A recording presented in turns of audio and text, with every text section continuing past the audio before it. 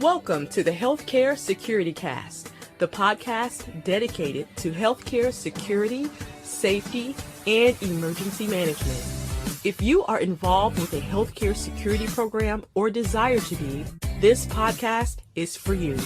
Join the conversation as we discuss the issues that matter to healthcare security professionals while leveraging the expertise of healthcare security thought leaders and experts in personal development. And now, here's your host, Brian Hamilton.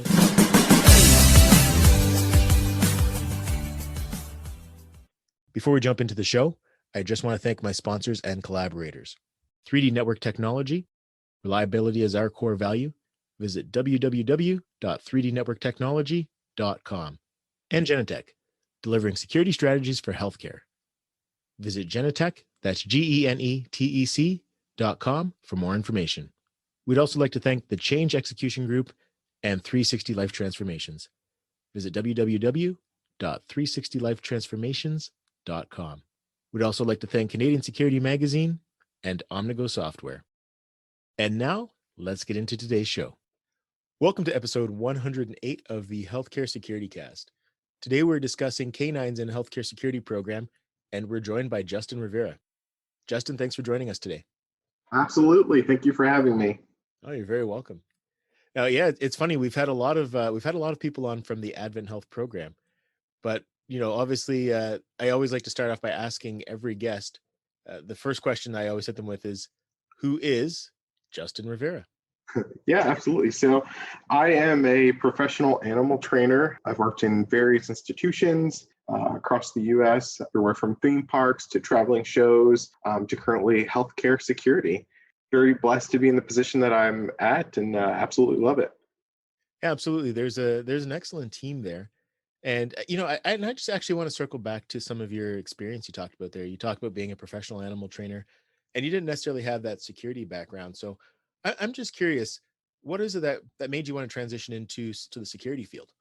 Sure. So it kind of started, I would say probably 8 years ago. I was working locally here in theme parks training exotic animals, really reached a plateau of what I felt in my learning capacity. It was like I really wanted to take my knowledge and experience and bring it to the next level. So I ended up traveling on tour with a traveling show. Didn't really fit into my lifestyle, so ended up working for a local dog kennel, doing behavior modification on dogs, as well as imprinting green odor dogs on odor. I was there for a few years, and then they applied for a contract at AdventHealth, and then I got scooped out. I've been with AdventHealth for the past 4 years and really have taken my knowledge base and theories and methods and just have transitioned them to working with dogs. Awesome. So just for clarity, so you were actually working for a company that was training the canines for AdventHealth? Correct. Yep. We started off with 6 dogs. I was a part of the initial training of those dogs, and then I was lucky enough to get hired, and I've been with AdventHealth ever since. Awesome. Yeah, and I guess it's not unusual. You see that quite often, whereas whether it's a technology company or something of that nature, you do a lot of work with an organization. There's a good possibility that they're going to scoop you up. So just something for people to be aware of as well. If you're in one of those positions and you have an opportunity to work with a strong program like an AdventHealth, yeah, just know that there's always the possibilities, and you could end up like Justin one day getting scooped up by the hospital. Yeah, no, and it's been wonderful. I was obviously working for a private company that didn't really have any type of benefit. So when I came to the hospital, I was like, wow, PDO and health insurance, and on top of it, just being able to grow in a great department has been quite amazing. So yeah, absolutely. I could imagine. Like I said, there's just so many strong professionals in that program. Like I said, I've had many of them on the show. Just real quickly, Gisclerc Morisett was on the show, Sean Boney and Bill Marcisz. So yeah, and that's just really scratching the surface. There's so many other people I know from that program who are respected professionals. But yeah, great program to be a part of, great people to learn from, and definitely a forward-thinking organization. yeah, I definitely enjoy sitting in on a meeting and everybody in the room really is able to collaborate and really have the same idea and really push and work hard towards a goal and a vision. It's been amazing to watch, really coming from like I said, private companies and not really being in a security institution prior, so to speak. So it's been great. Awesome. Now, you mentioned a lot of your past experience training animals. Could you elaborate on that a little bit more? Because I know a little bit too just from doing my research, but I'm sure everyone would love to know some of the skills that you bring from your unique background over to the healthcare environment especially in terms of the canines. Sure, absolutely. So I started about 8 years ago working with exotics. Like I said, I was at local theme parks. We were doing shows. I was overseeing about 60 animals, everything from birds to kangaroos to birds of prey. And from there, I really hit a plateau of, wow, this is great. This is wonderful, but it's the same thing every day. And there was no real career ladder or long term. I was also very realistic, and doing animal shows is not a long term career. So then from there, I applied with Ringling Brothers. I was on tour with their animal care team. Did that for a year. I got to work with everything from elephants, tigers to barn animals. Realized very quickly that the tour life is not quite what I wanted or was expecting. Started talking with somebody that I had previously worked with theme parks who was working at a kennel in Michigan for service dogs. Just mentioned, hey, they're looking for, I have a friend back in Florida looking for some trainers. She goes, I think you'll be natural at it. I think you'd be great working with dogs. Interviewed, got scooped up, worked there for roughly 4 years, 3 to 4 years, and just dealt with a variety of situations, different types of dogs' personalities, and working through various behavior situations, as well as doing odor detection, imprinting odor detection, and choosing dogs that would be a great fit for that. It definitely takes a specific dog. I always say, it's probably 1 out of 15 dogs actually make it on to becoming a working dog. We're looking at different things between their drive and their focus. So from there, the kennel I was working with got the contract for the hospital and have been with them ever since. Awesome stuff. That's a really cool story. So I'm just curious as well, like what was it that made you, that got you interested in just training animals in general, even before healthcare, when you were doing these roles 8 years ago, like you mentioned? Is this something that you were always interested in as a kid, or was it something that just kind of grew on you as a skill that you realized that you had? Yeah, absolutely. I would say it's something I've always had a passion for since I was little. I always had animals in our house. Being born and raised out in New York, out on Long Island, it's kind of like a rural farm area, which has since grown. But being out there, it was great. We had a great piece of property. We always had tons of animals, and my parents were always very supportive and on my animal adventures. That's awesome.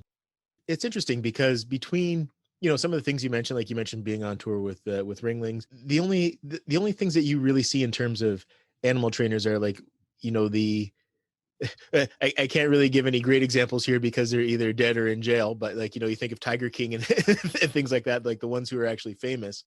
And I guess like you said, there's not, it's tough to see a career track because either if you're not like reality TV doing things with animals or taking them on talk shows like you often see, it's really a lot of roles that I guess people don't know about or kind of take for granted.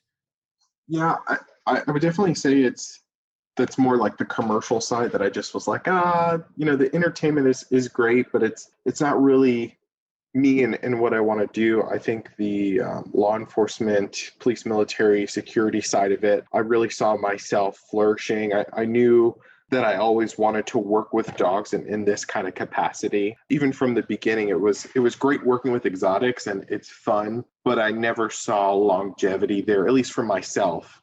I knew that working in a zoo or something of that nature wasn't really my passion and where I always wanted to be. So awesome.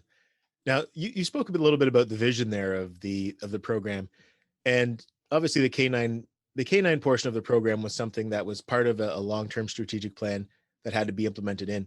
So could you talk to us about the beginning of the canine program, just from what you know about it and just the current state, and I guess also where you see it going beyond that?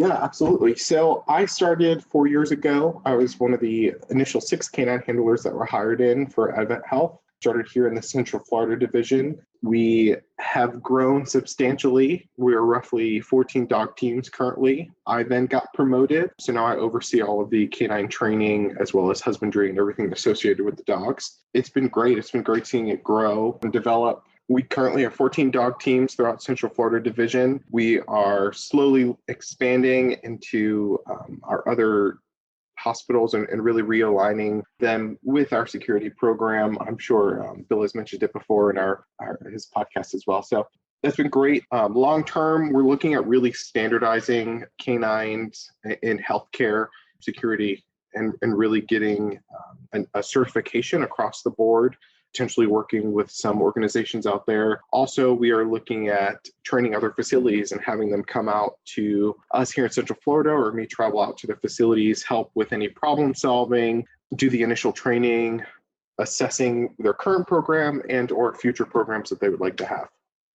No, that's awesome stuff. Now, I'm just curious from your perspective, what does a typical day look like for you? Because it seems like there's a lot involved, and I can only imagine there's a lot of nuances that are involved in just overseeing a canine program.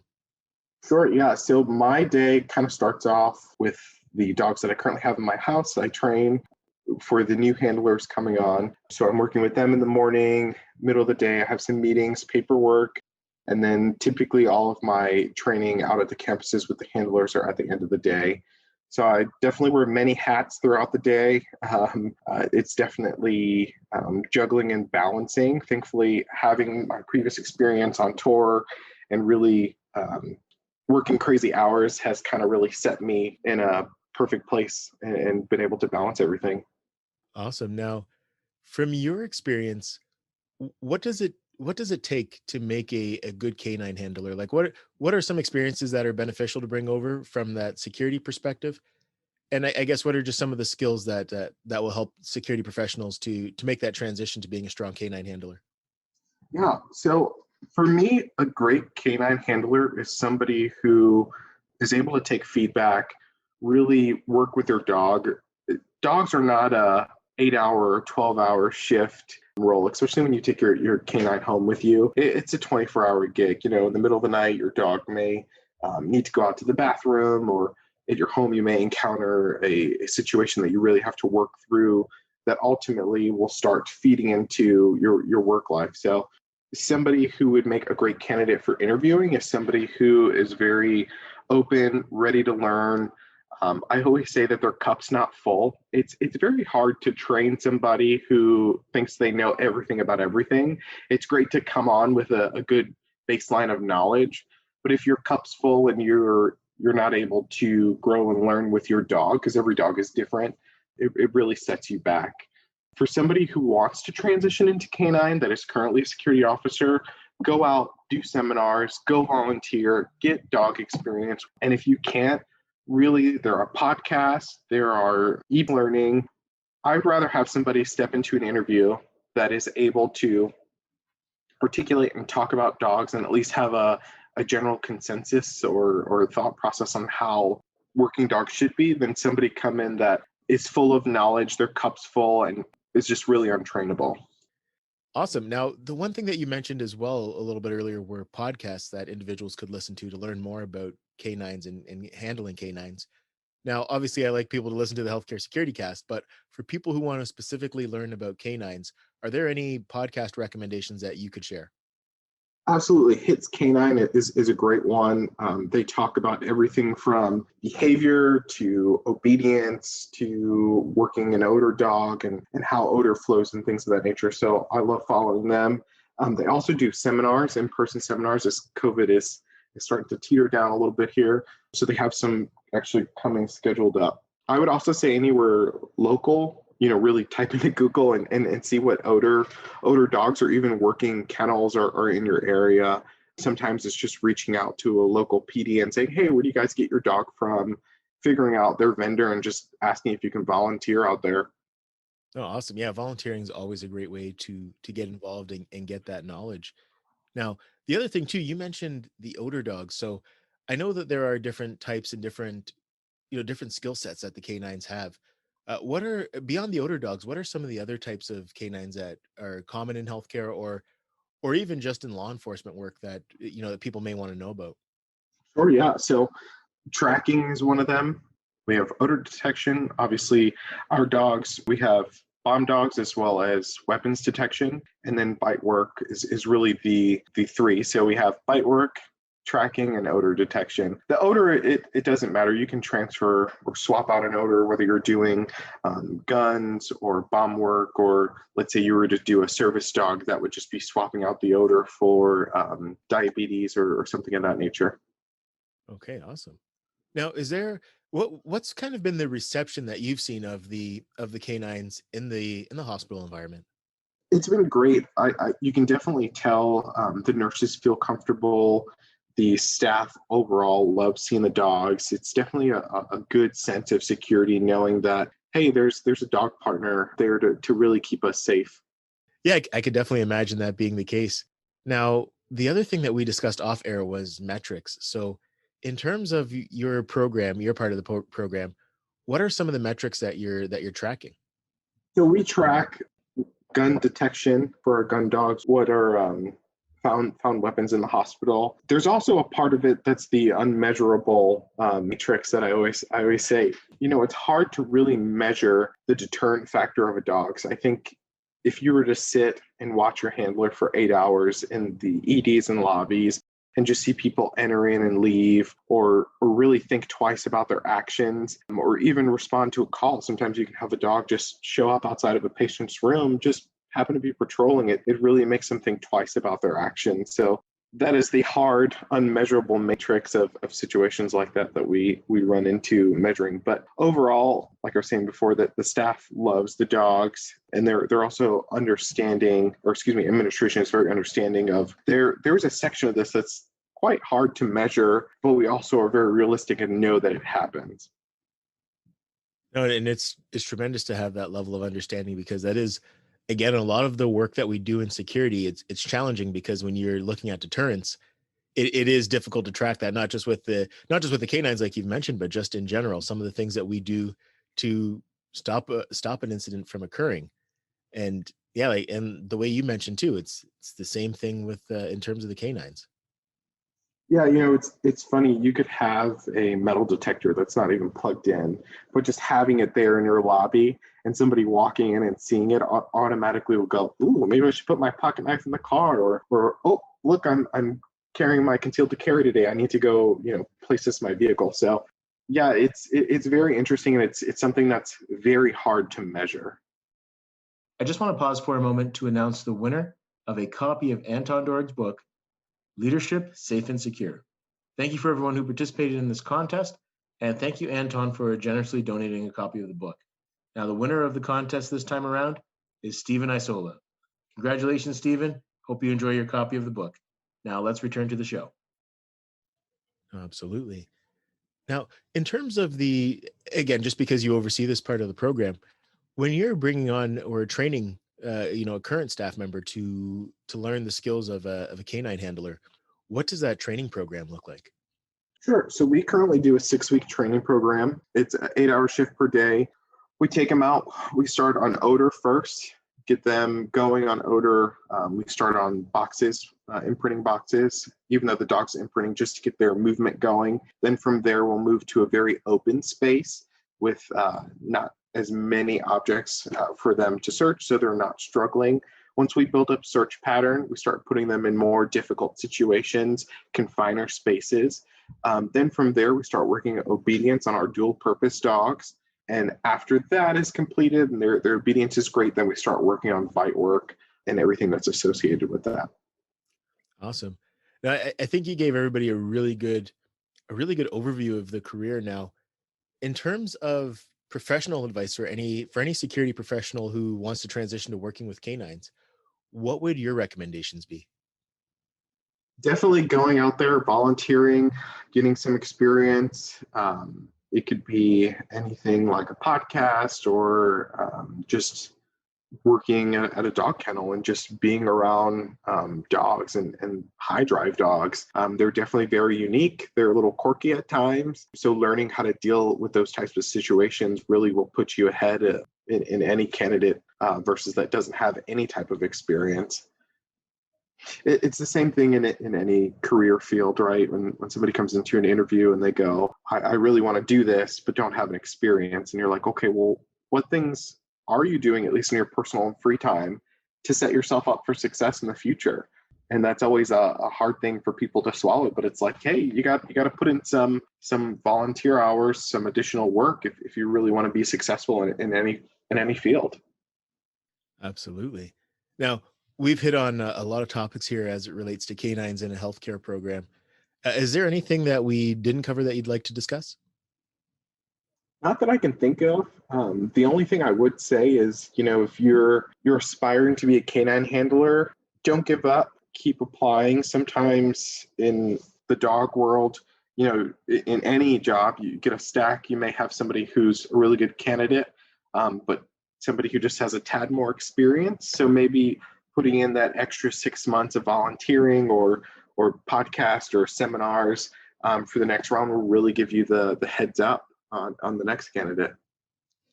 Awesome. Now, I guess the next thing I'll do is, I'll just ask you to talk about anything that you might be working on or anything that we can expect down the road. What's in the future for Justin Rivera? Sure. So like I said before, I'm really working on standardizing healthcare security canines. There's really not entity or certification that really is standard across the board. I think everybody's kind of doing their own thing. So I'm really working on my team with that. We're working on bringing in other facilities and organizations to do some training with us, follow that baseline certification. We also are looking at some in-house other facets, whether it is looking for viruses or diseases throughout the facility, especially with COVID. I think it's brought a little bit more of awareness. Dogs have a great sense, smell and nose work. So why not, if they're able to detect it, why not at least attempt or try to see? So we're working through some things there. Yeah, absolutely. It sounds like a lot going on, which I think always is the case there, but yeah, definitely some great initiatives. Now, the other thing I'll ask is, do you have a special message to share with the Healthcare Security Cast community? Absolutely. Have fun. Working dogs is fun. You're with your canine partner all day. They are always excited to see you no matter what kind of day you're having. If you're a canine handler or plan on being one, expect to have fun. There are going to be days, obviously, in any job where it's quite challenging, but really be there for your canine partner and have fun and put your best foot forward, and you'll always be successful. That sounds good. I appreciate that advice. And I guess for anybody who wants to reach out to you, what are the best ways to connect with you, Justin? Absolutely. So the best way to connect with me is actually through my work email. It's Justin.Rivera@AdventHealth.com. Feel free to shoot me a message if you have a current program, have any questions, or you're thinking about adding a security healthcare canine program. I'm more than welcome to assist. You can always come out if you're in Central Florida and like to meet me and see our dogs and how we work. You're always more than welcome to. Well, awesome. I appreciate that, Justin. I thank you so much for the time.